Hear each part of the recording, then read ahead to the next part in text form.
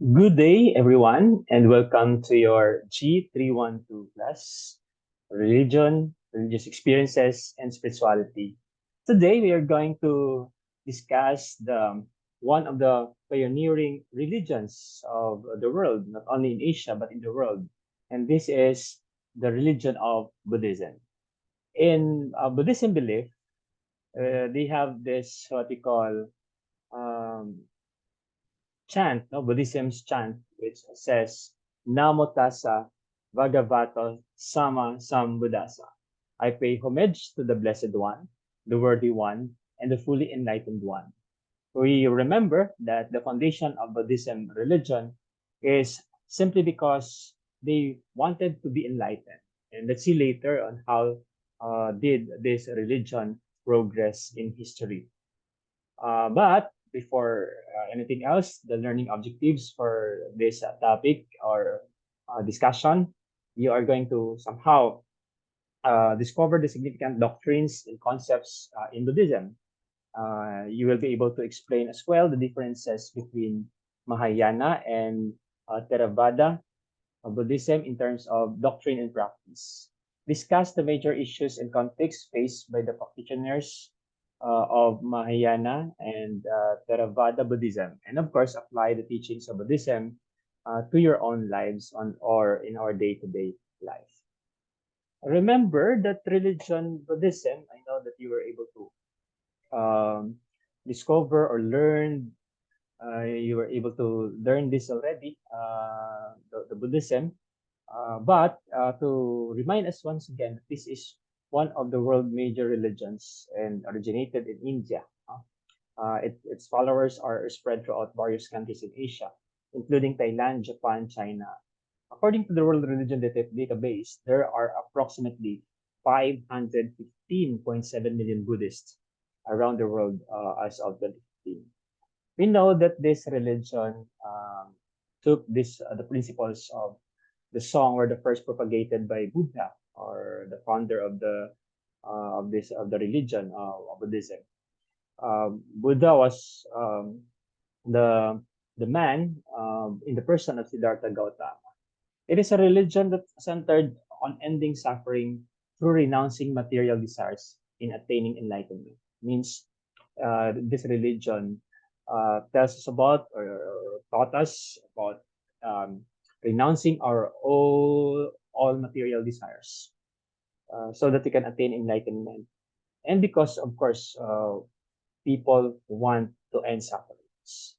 And this particular religion, Buddhism, asserted that we can end our suffering and get enlightened. That's the main objective of Siddhartha Gautama.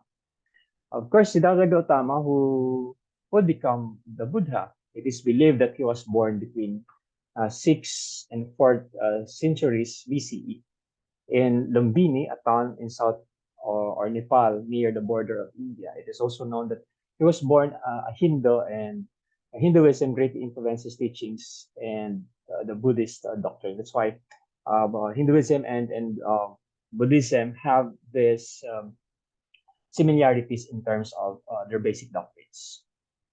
Siddhartha Gautama was raised a prince and experienced the comfort and the luxurious and sheltered lifestyle.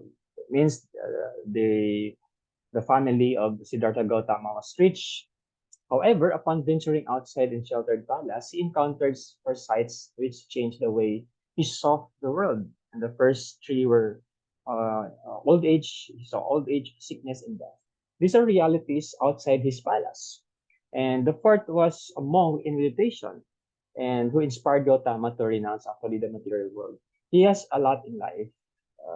Again, the family was rich. But at the age of 29, he left his family to pursue his search for the deeper meaning of life and traveled throughout the northwest India.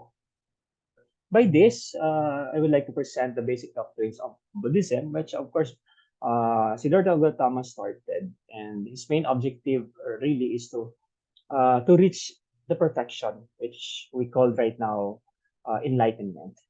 All of us wanted to be enlightened and to have refinement of our thoughts and even our our doubts and taking explanation of many challenges and sufferings in life.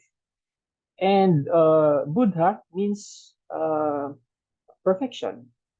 He gained an enlightenment. I mean, from his goal to be enlightened, then he was able to gain that because he exemplified by life and actions of Gautama Buddha. It means being Buddha, you are able to reach that perfection. And also, this is a part of the three jewels no, of Buddhism: Buddha, Dharma, and Sangha. The Dharma refers to the teachings of Buddha, which consists of the Four Noble Truths and Noble Path and the five precepts that we are going to discuss later. And then the third one, Sangha, this is the monastic community which guides believers toward achieving enlightenment and perfection. Here are the Four Noble Truths. The Four Noble Truths are part of the core spirit of Buddhist doctrine. They focus on separating us on an inevitable part of life. They also identify the reason behind suffering, a possible solution to it. The Four Noble Truths in Buddhism are the truth of dukkha, that anxiety, dissatisfaction, and suffering are present. The truth of samudaya, the source of suffering, which all these sufferings have its origin and source. The truth of Nirodha, which our goal to end the suffering, and the truth of Magga, the path leading to the end of suffering. We know that very basic, even Christian life, Christian people really after of the end of suffering. And by this, the Noble Eightfold Path, which also part of the basic doctrine or teaching of Buddhism, allowed us to understand that every um, person in the light in this Noble Eightfold Path, also known as middle way, is regarded in Buddhism as the way to reach enlightenment, which everyone we need or we are after or goal to be happy. This is also the same in the context of Buddhism. To reach freedom from suffering and the end of suffering and to reach enlightenment is our number one goal, and this is also the goal of Buddhism. It gives you a concrete guide for ethical and mental development with the objective of freeing man from delusion and attachment. It also leads us to an understanding of reality and all phenomena in the universe. The Noble Eightfold Path involved the application of virtues and the performance of actions that are in accordance to the teachings of Buddha. Number one, right of understanding, perceiving life in the world in their true state, and the correct knowledge and the four truths of Buddhism. The right thought, preventing oneself from thinking of immoral and harmful ideas. Instead, filling one's mind with thoughts of compassion and the abandonment of material possessions. The right concentration, being able to steer oneself away from distractions and seeing clearly with one's mind.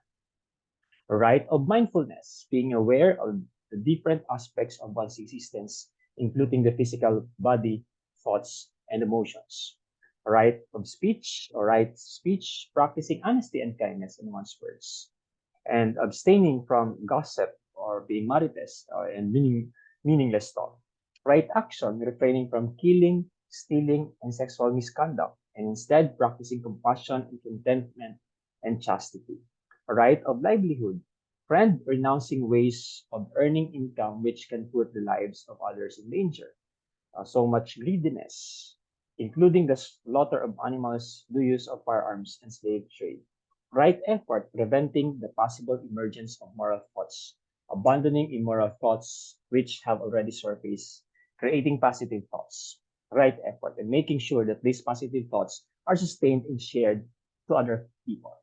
The eightfold path or the Noble Eightfold Path truly, significantly, are also very important in the lives of everyone. No? And we are really affirm these beliefs and practices of Buddhism. It is expected that through the practice of the principles of the Noble Eightfold Path, would reach you to a higher level of being in the realization of course, enlightenment, which basically the same belief in Buddhism, the attainment of nirvana or life perfection. Or in Buddhism, it is called enlightenment. These principles of Eightfold Path are mutually dependent concepts and are regarded as actions which cannot be separated from one another. And then the third basic teaching is the five precepts. Now we have eight, Four Noble Truths, and then the Eightfold Path, and then now five precepts. And then, aside from this Eightfold Path, five precepts serve as a guide to Buddhists on how to lead a life of virtue and morality. That's why all Buddhists are expected to subscribe, adhere these principles, whether they are a monk or an anon or an ordinary Buddhist practitioner. These are refrain from killing, stealing, engaging in sexual practices, from lying and false speech, and refrain from buying and selling alcoholic substances. Very ideal, but that is really the basic teachings and beliefs and practices of the Buddhists or those who are believers of Buddhism. Impermanence or Anicca, here individuals begin to realize the reality of continuous change and start to appreciate objects and experiences without being attached to them. And awareness and mindfulness of the present moment can be better valued. Means no, in our language is called carpe diem, the seizing the moment. Live with the moment. With this, it becomes easier to be free from suffering and attain enlightenment. Everything changes, nothing remains without change, but it also liberates human beings. Liberating human beings from suffering. These are, or there are other reasons why it is important to meditate on impermanence. So that means that this belief of Buddhism would also bring the Buddhists or the Buddhism believers to free themselves from suffering and attain happiness and meditate, of course, the essential or what are essentials in your day-to-day life. There is this what we call fleetingness, which means that one of the Buddhist first teachings, this is about the reality that all is shifting from the moment to moment. It is changing, nothing remains constant. Okay? The most constant thing in this world is change. It is compounded, it is permanent, it is there always. Everything in this universe will undergo change. Sometimes the change in the process of change is painful, but it is really freeing you fully from sufferings. It is the reality of transience or impermanence up to even the death of the person. So, in this case, in this case, I mean, meditating on impermanence enables a person to do the following. You understand impermanence in a deeper way. It is beyond intellectual. It is more on spiritual. You learn to refrain from attachment. The things that we are attached with, the things that we cannot live without, especially material things. Then you are able to control and let go of anger. That means discipline, management of anger, and then you're able to comprehend the reality and essence of emptiness, the importance of being nothing or having nothing.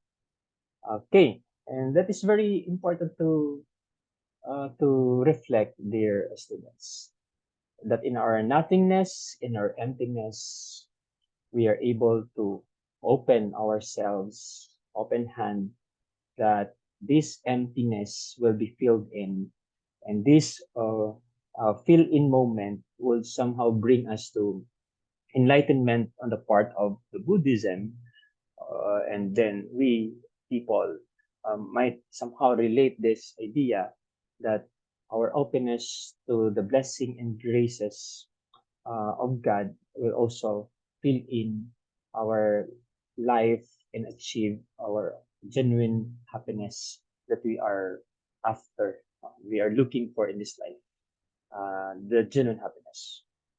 The Buddhist tradition characterizes impermanence either subtle or gross. Subtle impermanence is seen as small and momentary changes to things and human beings undergo, such as brief movements and fleeting thoughts.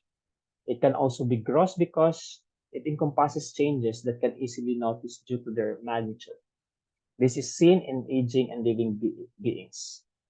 The disappearance of things, the acceptance of the reality, and then the gross impermanence also is an important element in the perception of death, that everything will end. Nothing is permanent, ever changing. And that's why we have to value most our characteristics. We have to identify what we value most in life because it is not permanent. That is why we have this law of dependent origination. This is another important element of Buddhism in the law of dependent origination. According to this law, the universe functions through a cause-effect mechanism, which means anong ginagawa mo sa kapwa mo ay mangyayari din sa iyo. So that's why they are very much engrossed with this karma. Every single phenomenon can be attributed to a certain set of conditions. In this set of conditions be linked to a prior cause. Thus, all phenomena are interconnected. There are several examples which can be used in further understanding the law of independent origination. For example, the flame of a lamp can only keep on burning through the oil in the wick. The flame stops burning one stolen in the wick are used up. A sprout can only grow through a seed in the presence of sunlight, earth, air, and water. That is simply saying about that everything that is causing a phenomena or is causing a phenomenon, parang it's always their own, or it has their own reasons, that everything happens for a reason. So without these factors, a sprout could never mature into a plant. That means there are factors why are we doing this or experiencing this phenomenon, and then factors and reasons why we are also experiencing such situations and circumstances in life. A phenomenon cannot exist by itself. It is always, as I said, there are always reasons. There will always be another phenomenon that brings about its occurrence. Kumbaga, may motivation, may something that fuels to ignite something or a phenomenon. That's why we have this, the law of dependent origination can be employed to gain a deeper understanding of the origins of suffering. Through this law, suffering can be understood as a phenomenon attributed to other factors aside from the desire of ignorance. The law states that there are 12 factors which lead to suffering, and the existence of one factor contributes to the occurrence of another, and so on. These factors like ignorance, volitional actions or predispositions, consciousness, phenomena involving the mind and the body, the six faculties and the five senses of the mind, the contact, the sensation and feeling, the desire, the clinging to an object or entity, the state of becoming or creating life, birth and old age, and death as well. So these are the factors that somehow in our existence, in our experiences, there are this what we call the origin, okay? That they are dependent on these particular origins and why we are experiencing this cycle or situation. Okay, so these are the illustration of the law of dependent origination. It is an anti-ism religion because the followers do not believe in a god or a set of deities acting as forces behind the creation of all entities and phenomena in the universe. The Buddha and other enlightened entities in Buddhism are not considered gods. They are instead regarded as teachers serving as Buddhist practitioners. They are guides toward reaching enlightenment. So they have this religions has certain beliefs, and there are guides which somehow bring them to to the ultimate goal for enlightenment.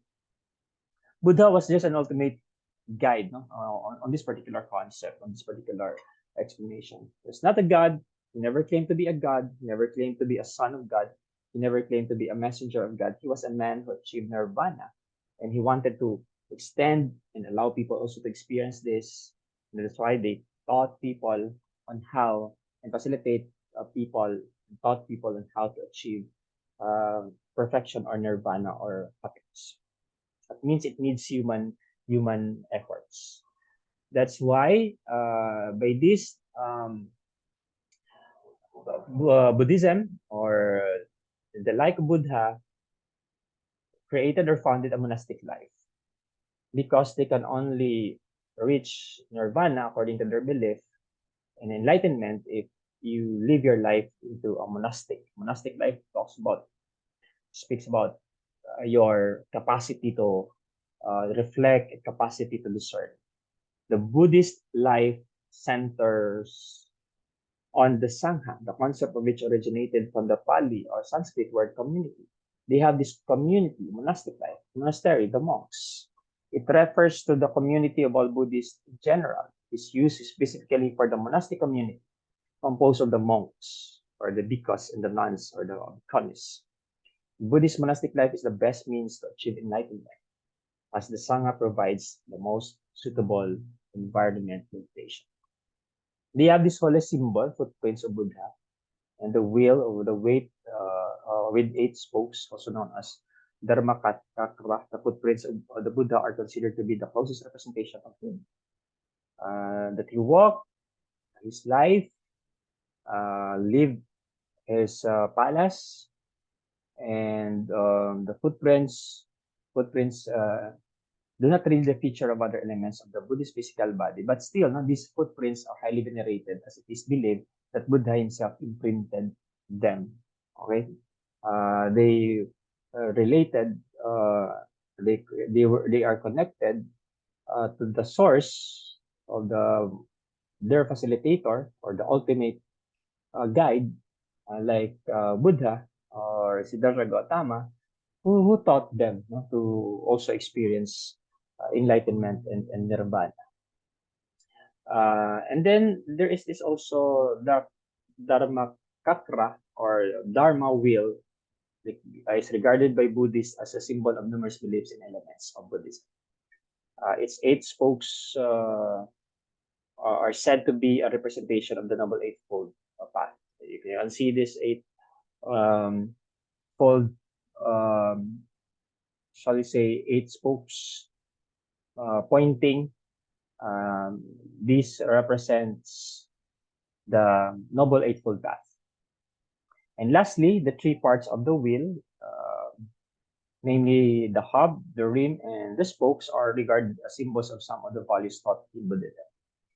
The hub, rim, and the spokes are said to be representations of discipline, concentration, and wisdom, respectively. Let's go now to Buddhism and mainstream culture. Buddhism has had considerable influence on mainstream, particularly Western culture. One of the many fundamental concepts of this religion that has significantly influenced mainstream culture is mindfulness. The concept of mindfulness is defined in many ways. Remember what I taught you about Memo Restaurant. It is the same as being aware and knowledgeable of what is happening to your environment. And awareness of the different aspects of one's being, another common definition, is a conscious understanding of the present moment, the now, the carpe diem. It's being able to accept for what it is and perceive without subjectivity, living the moment, always living the moment. Whichever way mindfulness is defined, it is believed to help an individual attain happiness. One way by which mindfulness can be achieved is through yoga, di ba? Meditation. These practices which been influenced by Buddhism as well as Hinduism are gaining popularity due to the belief that they can help enhance the quality of one's life, relieve day-to-day stress, and attain well-being in general. Yoga and meditation aim to unite the body, mind, and spirit so that it is not scattered, no? and bring forth harmony, okay, and the individual in the universe. This harmony helps discovering the deeper meaning of life. That we have to harmonize body, in spirit, and mind. That's why everything should be in balance and avoiding dualism and contradiction, the extreme materialism, and etc. Okay, the major Buddhist tradition, sometime after the death of Buddha, at around the 4th century BCE, Buddhism eventually split into two. They have this Theravada Buddhism and Mahayana Buddhism. The split can be traced to the Second Buddhist Council held in 334 BCE. The number of Buddhist schools separated from the majority over differences in guidelines regarding Sangha or religious community. Theravada Buddhism traces its roots from the sect who separated from the council, while Mahayana Buddhism originated from the majority. The next section or video, I will be discussing this specific elements on the two major Buddhist traditions, which is Theravada and Mahayana. So wait for another video so that you will know the details of these major Buddhist traditions. Thank you very much for listening and have a good day.